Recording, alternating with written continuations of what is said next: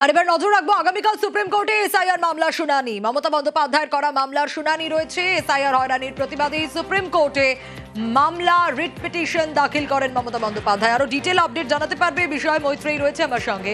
মৈত্রেয়ী, দেখো আগামীকাল প্রধান বিচারপতি সূর্যকান্ত, বিচারপতি জয়মাল্য বাগচি এবং বিচারপতি পঞ্চলির বেঞ্চে মমতা বন্দ্যোপাধ্যায়ের করা জাতীয় নির্বাচন কমিশন এবং সিইও ওয়েস্ট বেঙ্গলের বিরুদ্ধে করা যে মামলা, সেই মামলা শুনানির জন্য তালিকাভুক্ত হয়েছে।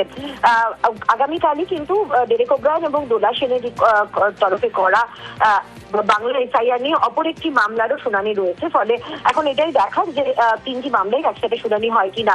কিন্তু সব থেকে বড় প্রশ্ন যে এই মামলার সব থেকে বড় সম্ভাবনা হচ্ছে উপস্থিত থাকতে পারেন খোদ তৃণমূল নেত্রী মমতা বন্দ্যোপাধ্যায়, এবং সেক্ষেত্রে যেটা খবর আমরা পাচ্ছি এখনো পর্যন্ত, সেক্ষেত্রে আক্রান্তদের পরিবারের সদস্যদেরকেও হাজির করা হতে পারে সর্বোচ্চ আদালতে। এবার দেখার যে যেহেতু মমতা বন্দ্যোপাধ্যায় তিনি নিজেই পিটিশনার, ফলে সেক্ষেত্রে দাঁড়িয়ে তৃণমূল সুপ্রিমো তিনি নিজেই তিনি শুনানি করেন কিনা বা তিনি আর্গুমেন্ট করেন কিনা, সেটাই কিন্তু দেখার আগামীকাল। ফলে সবার নজর কিন্তু বাংলার এসআইআর মামলা নিয়ে আগামীকাল থাকতে চলেছে সর্বোচ্চ আদালতের দিকেই। অবশ্যই নজর থাকবে।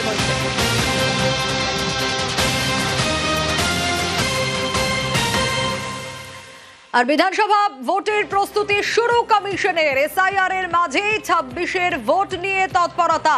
আরো ডিটেল আপডেট জানাতে পারবে সোমরাজ রয়েছে আমার সঙ্গে। সোমরাজ, রাজ্যের মুখ্য সচিবকে চিঠি দিলেন সিইও, কি রয়েছে সেই চিঠিতে? দেখো, মুখ্য সচিবকে ইতিমধ্যেই চিঠি দিয়েছেন রাজ্যের মুখ্য নির্বাচনী আধিকারিক মনোজ কুমার আগরওয়াল।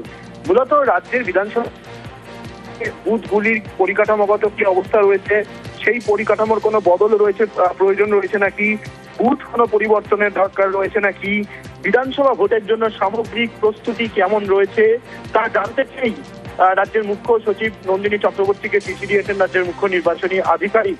এবং সেই চিঠির উত্তরের উপর নির্ভর করে জাতীয় নির্বাচন কমিশনকে বিধানসভা ভোটের প্রস্তুতি নিয়ে চিঠি দেবেন রাজ্যের মুখ্য নির্বাচনী আধিকারিক। তুমি জানো, ইতিমধ্যে ইভিএম এর প্রথম দফার চেকিং হয়েছে, বিভিন্ন রাজনৈতিক দলের সঙ্গে জেলায় জেলায় বৈঠকও হয়েছে ইভিএম নিয়ে। এখন বিধানসভা ভোটের প্রস্তুতি কিরকম রয়েছে, সার্বিকভাবে বুথগুলির পরিকাঠামো কেমন রয়েছে জানতে চেয়ে রাজ্যের মুখ্য সচিবকে চিঠি লিখলেন রাজ্যের মুখ্য নির্বাচনী আধিকারিক। বেশ,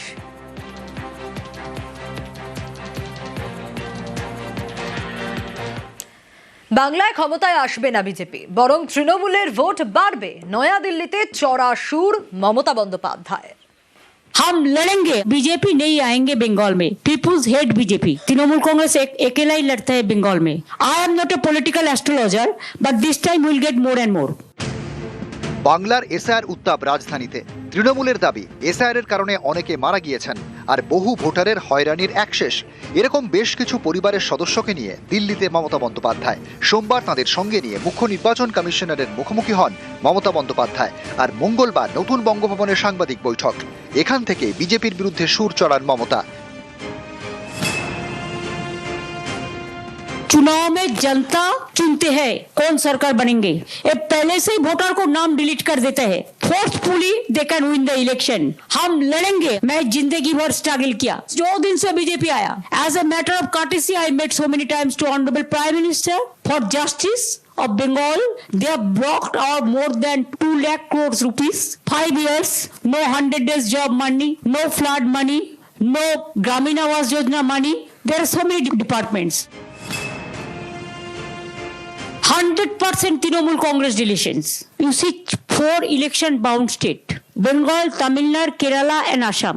They are doing it 3 only the opposition state. But not in Assam because this is double engine state. Now Delhi ka jamidar voter ka adhikar sab छीन के लिया. I challenge them. If you have the guts, fight it politically. Fight it democratically. But don't misuse election commission like this.